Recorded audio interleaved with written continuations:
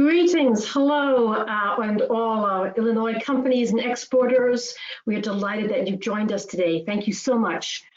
We have a full trade-related slide deck to bring you today. That's great. And we are really happy, and thank you to the Illinois Department of Commerce for giving us this opportunity to talk to you about effective online business development tools. We hope that these can help your business in these times that are unfolding all around us. We appreciate your time today, and just while the last of you are logging on, I think that I will just perhaps introduce ourselves. But first, a little bit of housekeeping as well. For today's session, please be aware that all participants are muted during the session. And if you have any questions or comments, please just put them in the chat box, and we will have some time for Q&A at the end of the webinar. So we're looking forward to answering your questions, and that you are actively engaged in putting in questions there. So let me now introduce ourselves. So my name is Susanna Hardy. I'm Chief Content Officer at IBT Online. Really pleased to be here. So I get involved in everything regarding content, whether that's search engine optimization and keywords, or webinars, or anything that regards the content of websites and online marketing. I am delighted to be joined by my colleague, Samantha Safici, Business Development Manager. Samantha is a well, true, and tested, experienced digital native, and has endless patience and good humor when answering questions about effective online business development tools for companies. And we are both really delighted. IBT is really pleased to be joined today by Margo. Margo is Director of the Illinois Office of Trade and Investment, the OTI. And she's been there involved in international business for 2 decades, and as I think known to many of you already. She really looks at the business strategies and the export strategies for the state of Illinois, and looks at also foreign direct investments, that's FDI, for the state. Before I pass on to Margo, I just wanted to have a brief word about us as a company, who we are. So IBT Online, IBT stands for International Business Technologies, and we're a private company, we're a US company, and we've been around for a while. I guess our distinguishing feature, if you like, is that we are 100% focused on bringing you online tools, that's websites, online marketing for international business. So we think, act, do business online and internationally. So that's sort of our core, and we've are very, very pleased and proud to have a relationship with the state of Illinois, which we will talk about a bit later. Just today's agenda, we've decided to split things up into six sort of sections, as it were. We're going to ask Margo to go through a little bit of sort of what Illinois and how Illinois is helping Illinois companies in today's environment. And then we're going to talk about why we think Illinois exporters benefit from online development tools like websites. We'll be briefly mentioning online marketing as well, and then give you examples of how to use those websites. Last, we'll be talking about the Illinois Online Global Programs, which are sort of the pragmatic steps you can take in helping and getting you involved in this right away. And finally, some time for Q&A at the end. So with that, I'm going to pass over to Margo to talk about a helping hand for Illinois businesses. Margo. Good morning. Good morning, everyone, and thank you so much for that kind introduction, Susanna. It's such a pleasure partnering with you and the IBT team to highlight online tools available to small businesses interested in expanding their global footprint. For several months, we've been assessing and addressing the challenges social distancing has imposed on our companies. We've seen trade shows and missions canceled all over the world, supply chains interrupted, and many businesses wondering how they'll be able to stay afloat. But even in these challenging times, lots of resources have been expended to help support businesses. Over the past few months, the state of Illinois has ushered in programs totaling over $100 million to grant relief for businesses impacted by COVID-19, and there's more to come. These grants include the Downstate Small Business Stabilization Program, Emergency Hospitality Grants, and Emergency Small Business Loan Fund, just to name a few. And there's, of course, many resources specifically geared towards international business development. The Illinois Office of Trade and Investment has tools available to help Illinois businesses benefit from technical as well as financial opportunities to access markets around the world. I see you have our mission statement up, which is great. The Illinois Office of Trade and Investment, otherwise known as OTI, and you know we love our acronyms in government, is a bureau within the Illinois Department of Commerce. Our mission is to open international markets for our companies to promote foreign direct investment as well. We're headquartered in Chicago, and we have 6 offices in key markets around the world. OTI is dedicated to helping businesses achieve their international business development goals, thus helping to create and retain jobs locally. Our team of trade specialists focus on geographic regions, and a list of our team and their contact information can be found on our website. Next, we can talk about some of our partners on the next slide.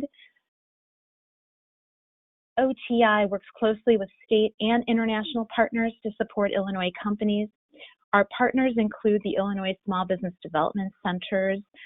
Some of you on the webinar here have worked with the International Trade Centers, which are located around the state. They offer business support at the local level. Their assistance can include crafting export plans and identifying access to capital, as well as helping you reach the trade office and prepare to go on one of our group missions, which we'll talk about in a little bit. If any of the companies on the call are interested in finding an ITC or an International Trade Center near you, you can find that information also on our website or reach out to us directly after this webinar. We also work very closely with federal partners, local and foreign chambers, and the many trade organizations. Next slide has to do with OTI's domestic and international staff, which is dedicated to promoting Illinois products and services. We can do market research, distributor, agent, or partner searches, pre-vetted business-to-business matchmaking services, trade show logistics, as well as government advocacy. During this time where the need of social distancing has kept us away from trade shows, OTI has led efforts to bring Illinois companies to virtual trade shows, as well as offering webinars such as the one we're doing today to help grow international sales through e-commerce, website localization, and lay the groundwork for future in-person engagement. OTI has many tools to offer Illinois exporters. Among them is the highly requested iStep program, which is on the next slide. Qualified companies can apply to receive financial reimbursements to offset the costs associated with export promotion activities. One key offering of the iStep program is its group trade mission program. OTI leads a number of missions to leading international trade shows and to dynamic emerging markets. Aside from travel and meeting coordination, companies can receive complimentary booth space and 50% reimbursement on average for travel costs up to $5,000. There are also additional benefits for those companies that are in disadvantaged classifications that can reach up to 75% reimbursement of these eligible costs. On the next slide, you'll see we also have, similar to the group trade mission program, is the individual foreign market sales mission program, which provides reimbursements for trade show participation, third-party business-to-business matchmaking services, and travel up to $7,500 to attend trade shows and markets outside of the OTI trade mission schedule. As I mentioned, we typically lead anywhere from 10 to 12 trade missions per year. This opportunity is to those companies that don't fall within specific markets or industries that were chosen. On the next slide,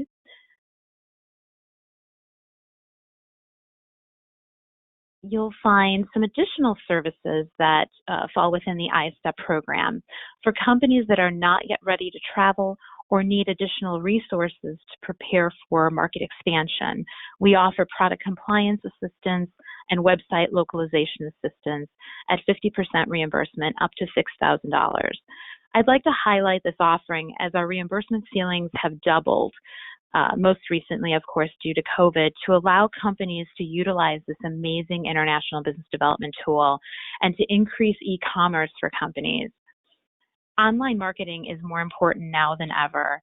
And if you haven't taken advantage of updating your site, localizing it for an international market, or considering search engine optimization tools, this is certainly the time to do so. With social distancing keeping us away from meeting with customers and business partners in person. And of course, the main topic of today's webinar. Our next slide goes into the eligibility requirements to participate in the iStep program. Illinois companies that have been in business for at least 1 year, have fewer than 500 employees, at least $250,000 in annual revenue, and are export ready with products or services containing at least 51% US and 25% Illinois content are encouraged to apply. You can apply for iStep assistance through our site or by contacting one of our trade specialists or myself, of course, directly. We do have all this information on our website, in addition to information about iStep and OTI offerings. You can also find information about additional COVID relief efforts to businesses. So please contact us for more information. With that, I would like to turn it back over to Susanna to talk a bit more about website localization and the importance of e-commerce. So thank you again for partnering with us. I'll turn it back over to you. Thank you so much, Margo. That's terrific. And I think really Illinois companies have a tremendous resource with you and your team and the OTI really to be taken advantage of and use. Really very active team that you have. So we would like to just dive right in now, and we sort of put this as a title: why do exporters need localized websites? What are they for? And I'm going to ask my colleague Samantha to actually talk through this, if that's okay. Samantha? Yes. Hello, everyone. So the first one is the first slide. I would just want today, the situation in social distancing has really accelerated the shift to using online tools. So companies in the US and Mexico, the UK, wherever we do business, just globally in general, we identify 4 main issues that we see affecting businesses. So the first one is looking after employees. The second is managing costs. The third is maintaining supply chains and existing partnerships. And the fourth, which is the one that we're going to focus on today in this webinar, is generating sales, exports, and business. So this is what we're hearing again and again from businesses. And using online tools is our expertise in how we are going to help you generate those sales, exports. But first, I just want to talk about the online world and why online tools are so key in this world now and even before the COVID-19. So as of January 2020, more than 4.5 billion people across the globe are on the internet.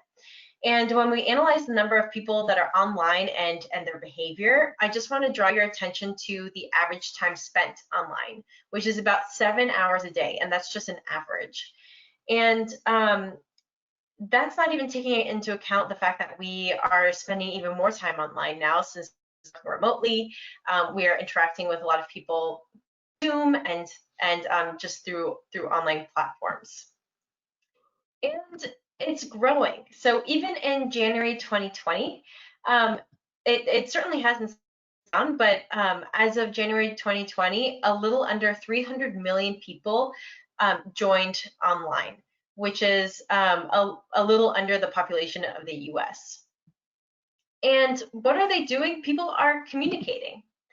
So one of the main thing that people are doing is talking to each other, talking to their employees, talking to suppliers, talking to prospects.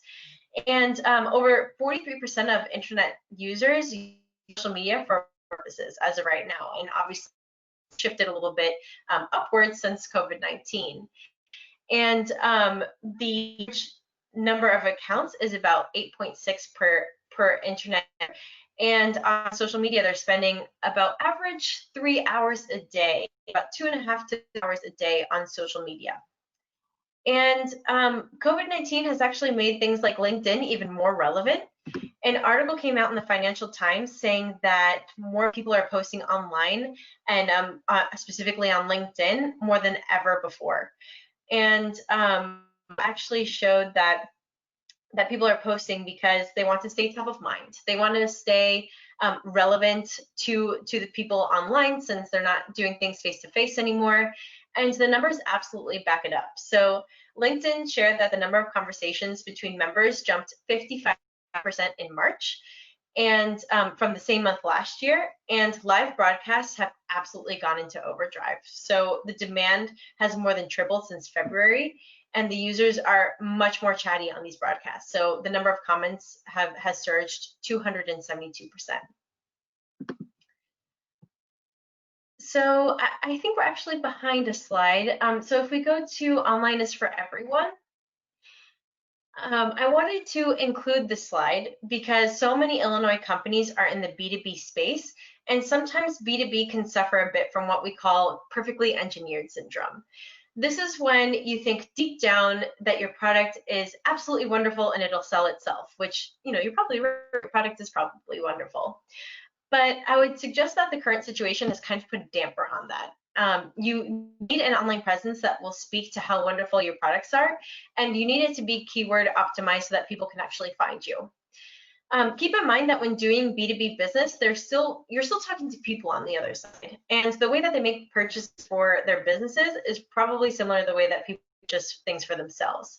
So they're going to do their due diligence. Products on your company, on your competitors. So make sure that your online presence is really reflective of you as a company. And I also wanted to add that the B2B e-commerce market is more than 3 times the size of the B2C e-commerce market, something that a lot of people don't know. So if you're looking at that space, it's growing and it's definitely relevant for B2B. So it's really important that at all costs, no matter B2B, B2C, B2G, to get the right online tools, get an online presence that is really representative of your products and your company. And for B2B companies, something that's really important that's changed are trade shows. A lot of our customers are companies who do a lot of business on trade shows, especially international trade shows.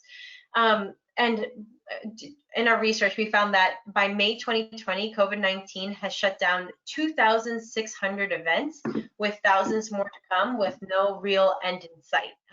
You know, because we're not really clear on how this is going to proceed. So here's a few words of advice with the trade shows being canceled, so that you can take under control. And actually, on the next slide, we have what you can be focusing on with your web presence, with your online presence. So your website should be absolutely focusing on saying that you are open for business. You maybe delivery times are going to be a little bit slower, maybe manufacturing times are a little bit slower, but if you are selling, if you're still open and open to doing business, please let your website be reflective of that. Make sure that you're communicating with your customers that your company is open for business, because it's really hard to regain that lost market share. So you want to really maintain it. So yeah, so maybe add a text or a page or a banner telling your customers how they can do business with you at this time. Maybe you can add a call to action. You're selling a product or service that will really specifically help during this time. Or maybe you're focusing on just brand awareness. Maybe you're not actually selling much right now, but you can increase your awareness in those markets. So you can review your SEO, you can review your keywords, and that can be one of your main action points for this time. What you do with your website will definitely vary from company to company and from what one person is selling and another, and what your goals are. But make sure that you're doing something so that you are staying top and that you're staying on the radar. And to be prepared for the rebound. So this is a fun little slide. As Hermes, the really luxurious scarf company, they opened up their shop in China, and Hermes said to have brought in $2.7 million in sales in the reopening day of its flagship store in Guangzhou a few weeks ago, according to multiple sources. And in an attempt to kind of validate these ridiculous numbers, people were kind of posting online and sharing that they went to the Hermes store reopening and kind of bragging and saying that they're VIP customers, but just to say that people are ready for things to reopen and they're ready to make purchases. So make sure to be prepared for that rebound. So why do exporters need localized websites? The first one being the world is online. It's not just US, it's everywhere in the world that people are interacting with each other, interacting with social media, interacting with websites. So make sure that you're there, that you're relevant, that you can be found, that you can be understood, and that you can do business with the people that you're trying to reach. So get online, get the proper online tools, be prepared for the rebound, and we are here to help. So I think moving on to the next section. Thank you so much, Samantha. Great introduction. If I can get my mouse to work, we'll move on to the next slide. Here we go. I think we really wanted to talk about the fact that, you know, what kind of tools now, if we know that the world is online, what kind of tools should we have, especially as international companies, what do we need for effective online business development tools? Basically, it's not that hard. There are basically two types of tools, that's all. There's basically websites, and these come in all shapes and forms and sizes. They can be e-commerce websites, or, you know, enabled or not enabled. They can be B2C, B2G, B2Government, all kinds of different websites. They can be very simple. They can be very complex. They can be, but you know, they can be very focused or very, very global. The same with online marketing. Online marketing, there's really basically just two types: search engine marketing and social media marketing. Those are the two core things that one looks at. And the two interact. It's very hard to have one without the other. You know, online marketing without a website to go on doesn't really make sense. And a website today probably needs a little bit of help just to make sure that it's floating to the top of the pile at all times. But no matter what type of website, what type and strength of online marketing, all online tools, all online activity is customer-centric, searcher-centric. And it has put the searcher, your customer, your prospective customer at the center. And your business, if you're in charge of sales and marketing, is to make sure that you are influencing all those little black arrows that go from customer to customer in a positive, engaging way that allows the customer to see you, to find you, to engage with you, to trust you enough to buy from you. And so keep that in mind, customer-centric, searcher-centric, and this image in mind as we go through what this means for your website and for your international websites particularly. I guess leading on from that, and part of the reason I guess that the internet is structured that way is because search engines are structured that way. That means really that if you are in Germany, that you're going to go on to google.de, not google.com, and it's going to be in German. And Google.de knows where you are in Germany. And it knows that the business that's relevant to you, the responses that are relevant to you, are not necessarily something that's based in Illinois, hosted in Illinois, in American English. You know, maybe that's not relevant for the person searching in German on google.de and Google knows that.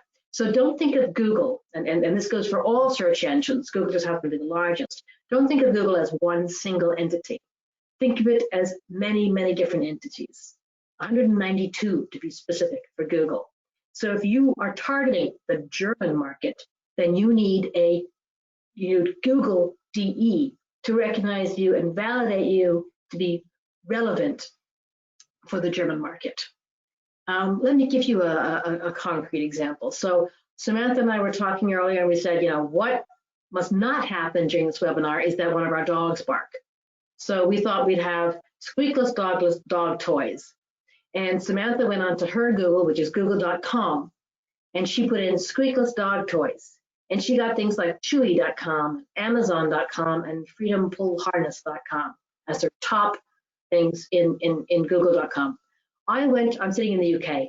I went to google.co.uk, that's the UK Google, and I put in squeakless dog toys. And I got barksandbunnies.co.uk, time for pause. I got Amazon, but I got amazon.co.uk. So the results, so same search engine, same words, same language, different results, because Google knows where I am, and it does not think that chewy.com or Freedom Pull Harness is relevant for me sitting here in the UK. One of the key things as well in terms of localization is to make sure that you have the right keyword. So this is an example, for example, for car, the word car. The word car in Spanish is either auto or coche. And it depends which market you're targeting. If you're targeting Spain, then you definitely need to use the word coche, because 91% of searches in Spain for car use the word coche. And if you're in Mexico, you would definitely have to use auto. So again, same language, same Google, Google or same search engine, different keywords. So just in brief, when we talk about localizing a website, we're not just talking about translating a website. That's one out of 10 separate criteria that we identify for a localized website. Registering the right domain name, that .de, .mx for Mexico, .jp for Japan. That's the important part. That tells Google where you are and where you're targeting. Design adaptation, hosting, optimally or not, regulatory requirements. If you're in Europe, GDPR, for example, all those things are equally important in signaling to the search engine where and whether you're valid and relevant to that market that you're looking at. So the very first step that one looks for in reaching these export markets is to have a localized website. That means that you are customer centric. That means that you can be found and be understood. And that builds up the trust that you need for those buyers' journey.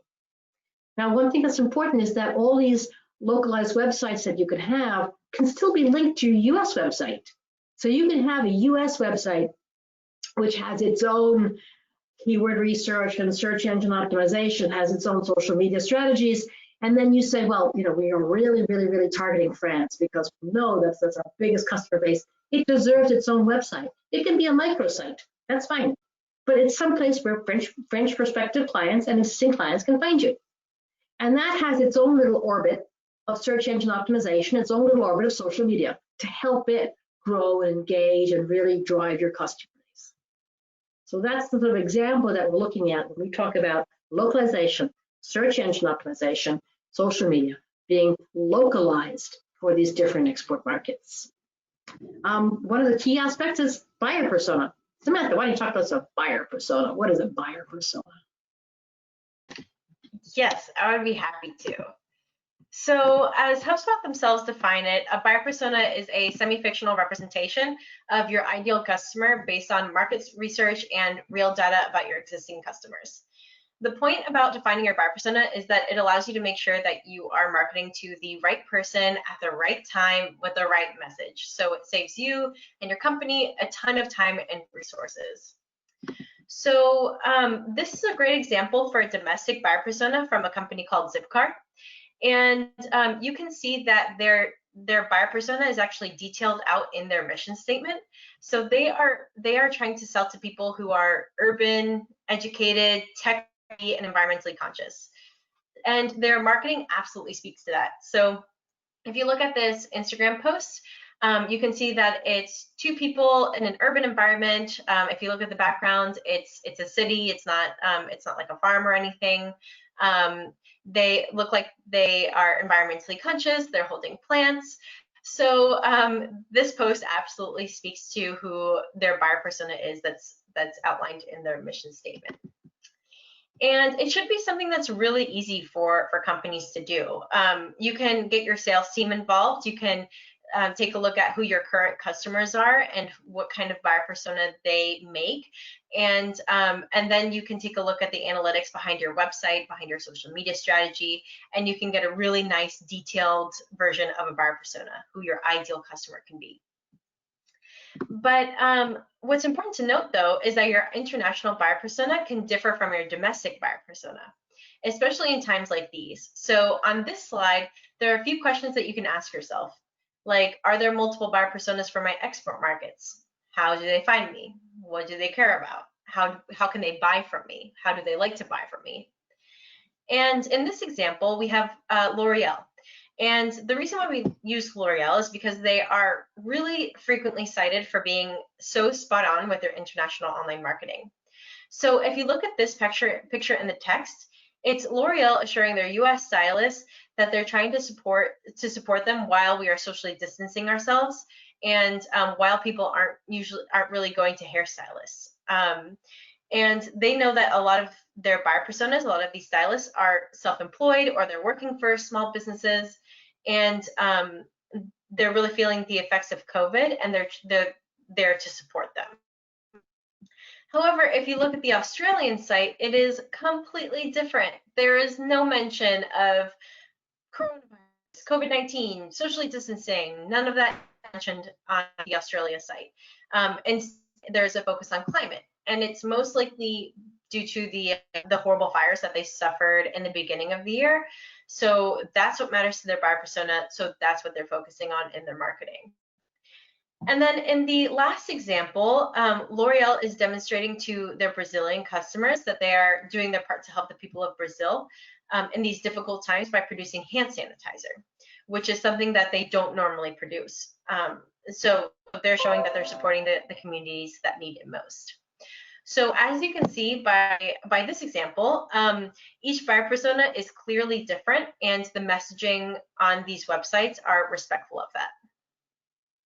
Samantha, thank you. I am going to actually go and have a surprise mystery guest whom I didn't introduce in the beginning. I asked our senior head of international marketing to join us and talk us through what it looks like in different markets. And her name is Joelle Lazarotto. Joelle, can you talk us through this slide, please? Thank you very much, Susanna. Very happy to join in, and good morning, everyone.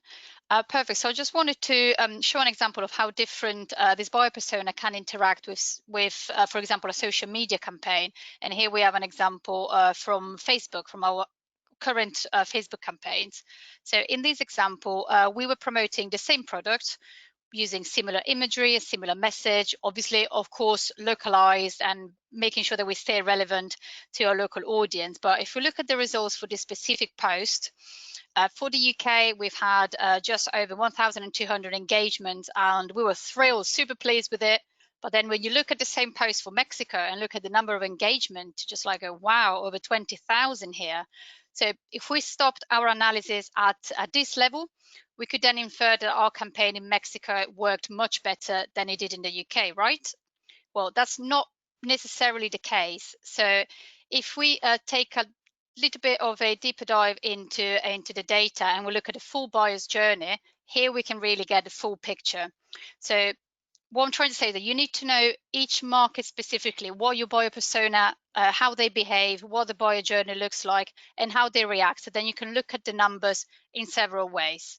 So in this example for Mexico, we know that the market engages easily. They're incredibly reactive and responsive on social media and any other promotions that you can do. But unlike the maybe more frosty Brits, but if you do look at the actual conversions, so that's really the important bit for companies, as they indicate how many of those people actually went out and bought the product or asked for a quote on the website. The numbers are pretty similar here if we're looking at the yellow and the greens. So we know from experience that you need to get those levels of engagement in Mexico to get a good level of conversion, equaling sales in this case. Whereas in the UK, less engagement doesn't necessarily mean lower sales. And this goes to say that each market is very specific. The buyer persona in each market have a specific buyer journey, and you need to take into account this specificity, especially at a time like today. Joelle, thank you very much for that. I think a very illustrative example of how buyer personas can vary from market to market. I want actually to, before we start talking about how exporters use localized websites, I want to do a quick poll. So I'm going to do a quick poll now and ask you about what are your target markets? What are your top target markets going around here? Are you looking at Canada? And there are several you can click on. By the way, I apologize for the great big other, Middle East, India, Africa, whatever. I could only put in 5 possible choices. So those are the ones we chose. But are you most interested in Asia, Latin America, Europe, Middle East? Thank you very, very much for putting in all those responses. Almost all of you have replied. I appreciate that. There's a lot of interest in Canada, but there's a lot of interest elsewhere too. And I really wish I had detailed that Middle East. Sorry, that other category. Thank you all so much for putting in those results.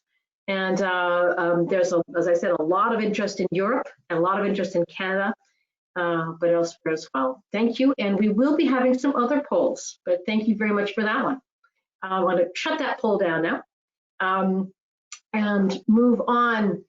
By the way, I apologize. There's a big thunderstorm outside. So if there's some big bangs, it's a thunderstorm. We're going to talk now about how exporters use localized websites and in what way they have. One of the things we have is this online global program, which we'll talk about later, specifically for Illinois companies, and with the help that the state gives you. Really, is to try to design a program which allows you to get found and be understood in these international markets. There's a lot of different reasons why people choose to have international websites.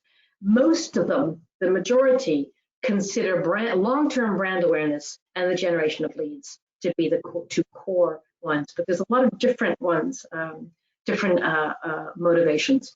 I wanted to highlight one. This is a client. I'll show you some case studies, but first I want to just highlight one of them. This a company in your region, and it was interesting because they signed up very, very, very recently. And this is a company that is a B2B company, and as the CEO, Jonathan was saying, most of our business, something 75% of our business, of our sales involve with face-to-face. When you're walking around the manufacturer's floor and talking and shaking hands, that's out now. But as he was saying, just paraphrasing from him, different companies are opening up at different times, different countries. Supply chains are broken or reestablishing themselves. So if you're robust and have some good international teams, you're still manufacturing, it's really, really a good time to shake those trees, to get some market share, to go out. A lot of your competitors may not be manufacturing. It's time to go and grab some market share if you can. And shaking those trees in this current environment means getting effective online business tools like localized websites. This next company that I wanted to highlight is a company, again, this one's sort of I believe in Michigan, a Michigan company, but I wanted to highlight it to you because it's a company that has a lot of different verticals. They sell to art teachers, flower manufacturers, butchers, all kinds of different ones. But they have a lot of different distributors, or they can have a lot of different distributors. But one of their key assets is they don't actually have a window on their end client, and that's always bothered them. And having a localized websites in these different markets allows them to have a window and a direct link with those end clients, and therefore build up brand awareness, and therefore build up a database of clients and market them, and so on. And so that's been really, really important for this company. If you want to hear more, by the way, we have these testimonials on our website, and you can hear more from Anne, who's the CEO of the company. This next example is the example of a company called ASG. They're in the aerospace, aeronautics side, a very, very difficult environment for them right now. But what's interesting is that they've really seen a very quick return on investment on their websites. And they've just built 2 every year with the Online Global Program. So every year they've built 2, you know, and engage. And they have found in each case that they have very technical products, and with each case they're allowed, these websites allow them to reach into their client base and actually say, look at these are the products. And finally, there's a real click. Sorry for that thunder. A real click for the clients who then understand better.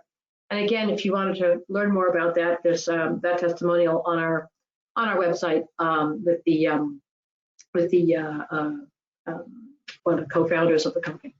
This last example is much more a B2C company, and the main reason, they have 2 reasons really. You know, it's to have localized websites. It's brand awareness, but also because they want people to go in and actually say, I want that kind of oil. I don't want this kind of oil. I want synthetic oil. I want AMS oil, rather than just any old motor oil. And it's also generating leads for their international distributors. So they created these online. We created for them these websites in various markets, and they're each. You can see that they're all similar. There's definitely the same brand, but each one is optimized for that market. This is the French one, for example. You know, and it's all driving, generating leads for their French distributor. But you know, perhaps the websites in Brazil might be a bit different. You know, it's a different look and a different feeling about that. I'm now going to turn back to Samantha, and we're going to talk about, you know, what are the resources for Illinois companies and the Illinois Online Global Programs. Yeah, thanks, Susanna. So our first option is option A, and this is a 2-market expansion with a limited scope. So 12 web pages and 2,000 words for each website. So by the end of option A, you'll have 2 websites completely localized for your top 2 target markets. And in this example, in these pictures, you'll see that one is in German for Germany, and another one is in French for France. These websites will be based off of your US site, but we will go through a whole localization process that we've kind of touched upon in this webinar, including proper domain names, local hosting, SEO keyword research. We use industry-specific translators, regulatory compliance, and just so much more. So by having these websites, they'll help you be found, be understood, and be easier to do business with in those top target markets. So in terms of budget, cost of option A is $12,000, but Illinois has that ISEP grant that for qualified companies. So if you are eligible for that grant, for the company will only be $6,000, and you'll have the 2 websites. Now moving on to option B. So the second option is anything above and beyond the scope of work of option A. So this is still localized websites, but maybe you're looking for a website design, or maybe you want to include e-commerce, or maybe the 2 websites, 12 pages, 2,000 words just isn't enough. Maybe you want 30 web pages and 60,000 words, whatever the case may be. Then option B would be the program for you. The budget for option B is completely dependent on the scope of work, but just like option A, there is that ISEP available for Illinois companies, so you'll be eligible for a $6,000 reimbursement. Samantha, thank you so much for explaining that. I'd like to launch another poll, just to ask our Illinois companies if they're interested in learning more about the website localization option A or option B. with the STEP grants available with the iSteps.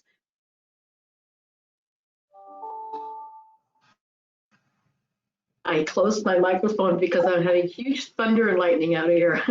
But anyway, sorry about that. But if you are interested, please let us know, and we'll be happy to get in touch with you at some point. Yeah, thank you very much indeed for replying to that. We're delighted to see that response. Thank you. I'm going to close that poll and turn back to Samantha. Excellent, thank you. So option C is international online marketing. That's the other thing that we specialize in.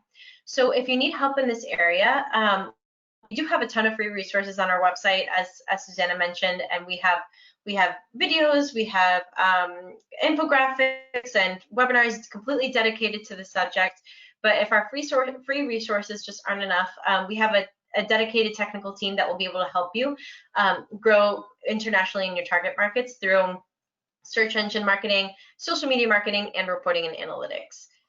The budget for this is $1,500 per market per month, and we have a recommended ad spend of about $900. That's pretty flexible for paid search engine marketing, social media marketing, advertising.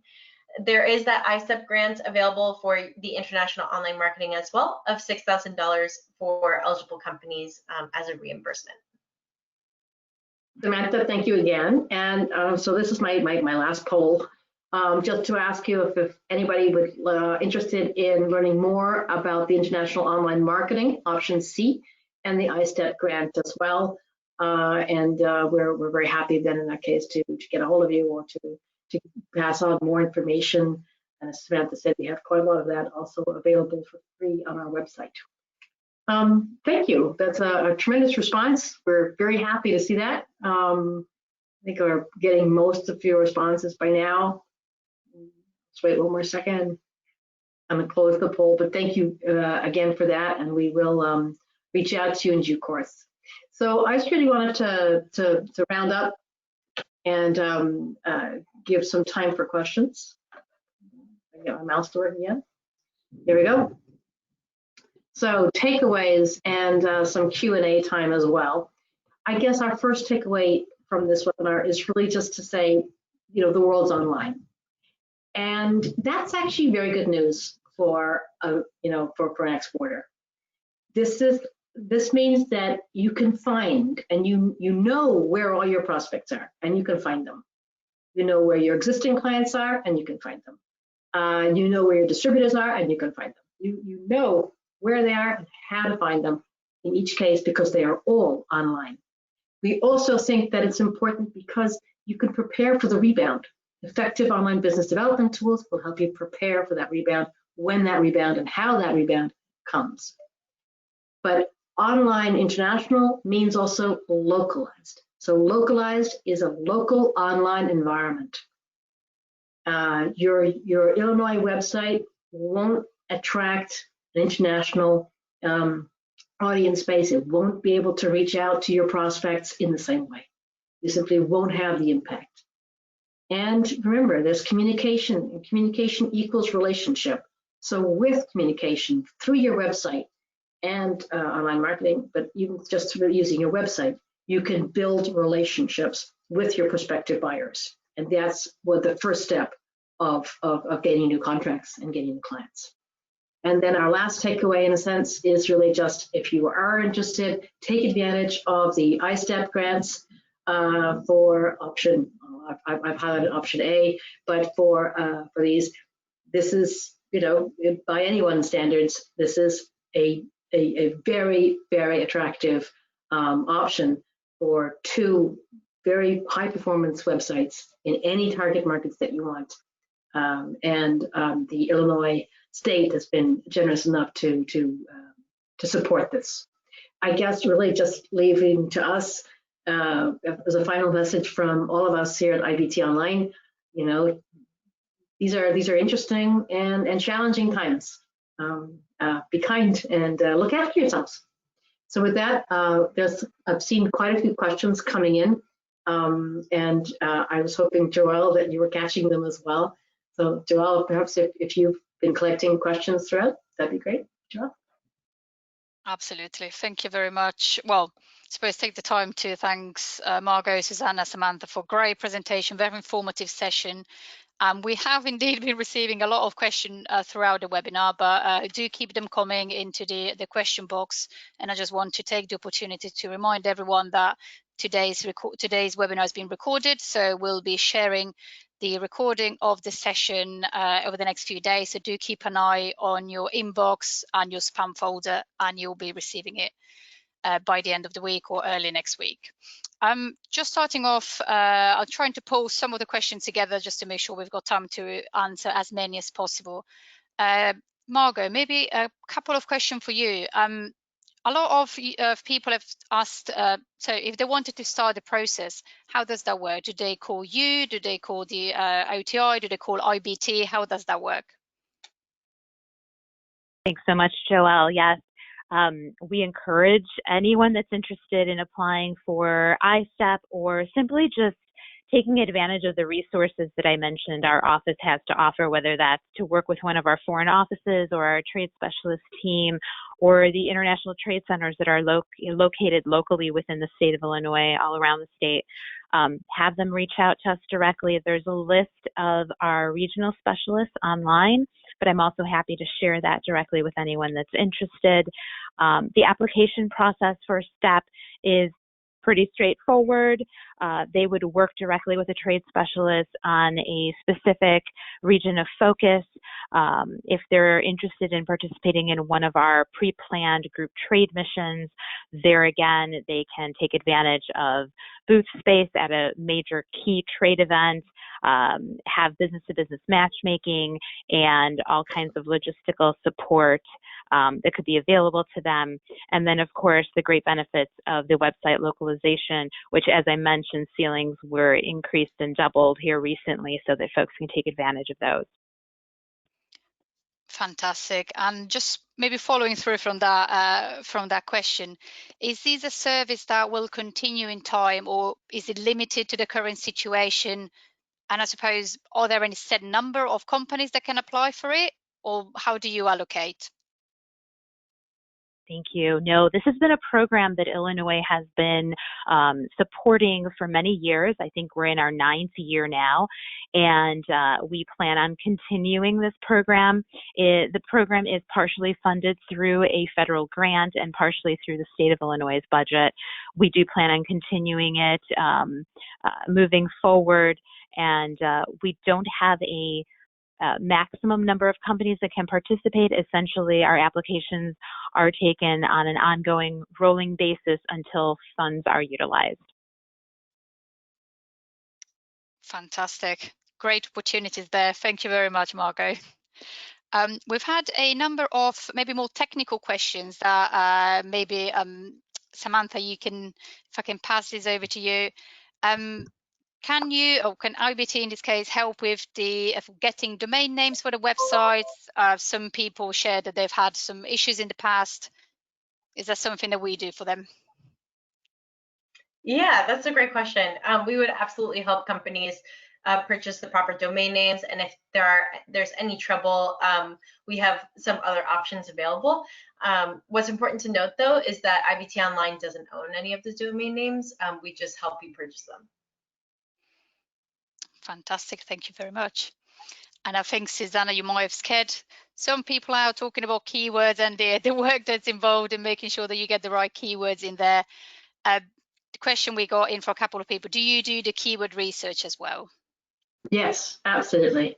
We do the keyword research in all the languages for all sites, including option A, which can be, for the 2 markets. So, and keywords are really, really important for getting your website optimized, and making sure also if you're doing any advertising, making sure that you're hitting the right terms for your ad spend. So keywords, absolutely, that's what we do in all languages.